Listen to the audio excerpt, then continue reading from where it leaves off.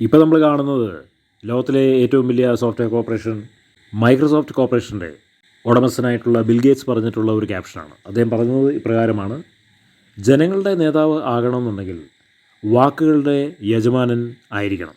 കാരണം ഈ ലോകത്തിൽ ഒരാൾ നേതാവാകണമെന്നുണ്ടെങ്കിൽ എന്തെങ്കിലും ഒരു ക്വാളിറ്റി ആ വ്യക്തിക്ക് ഉണ്ടായിരിക്കണം. വെറുതെ ആരുടെ നേതാവായിട്ട് ആരും മാറ്റില്ല. അത് പ്രാചീന കാലഘട്ടം മുതലേ ലോകത്തിലുള്ള ഒരു തത്വമാണ്.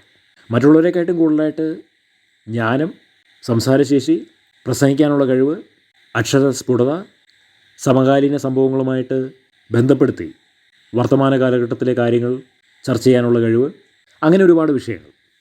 ഇതെല്ലാവർക്കും ആ കഴിവില്ല. എല്ലാവർക്കും നേതാക്കന്മാരായിട്ട് മാറാൻ കഴിയാത്തതിൻ്റെ കാരണം അതാണ്. കേരളം കണ്ടിട്ടുള്ള ഏറ്റവും വലിയ രാഷ്ട്രീയ നേതാക്കന്മാരൊക്കെയും വാക്കുകൾ കൊണ്ട് അമ്മാനമാടുന്നവരായിരുന്നു. അതിലൊരാളായിരുന്നു കെ കരുണാകരൻ.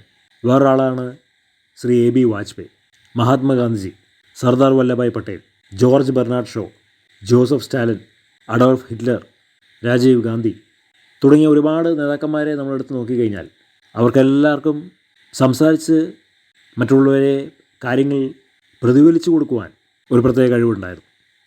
അതുകൊണ്ടാണ് അവർ നേതാക്കന്മാരായിട്ട് മാറിയിട്ടുള്ളത്. വൃത്തിയായിട്ട് സംസാരിക്കാൻ അറിയാത്ത ഒരു വ്യക്തിക്ക് ഒരു നേതാവാകാൻ കഴിയില്ല. ഇപ്പോൾ ഇന്ത്യ സഖ്യത്തിൻ്റെ തലപ്പത്തിരിക്കുന്ന രാജീവ് ഗാന്ധിയുടെ മകൻ രാഹുൽ ഗാന്ധി ഇപ്പോൾ നന്നായി സംസാരിക്കുന്നുണ്ട്. നേരത്തെ അദ്ദേഹത്തിന് സംസാരിക്കാൻ പോലും അറിയില്ലായിരുന്നു, എന്ത് പറയണമെന്നുള്ളത് അറിയില്ലായിരുന്നു. അപ്പോൾ വൃത്തിയായിട്ട് സംസാരിക്കാൻ അറിയാത്തൊരു വ്യക്തിക്ക് നേതാവാകാൻ ഒരിക്കലും കഴിയില്ല.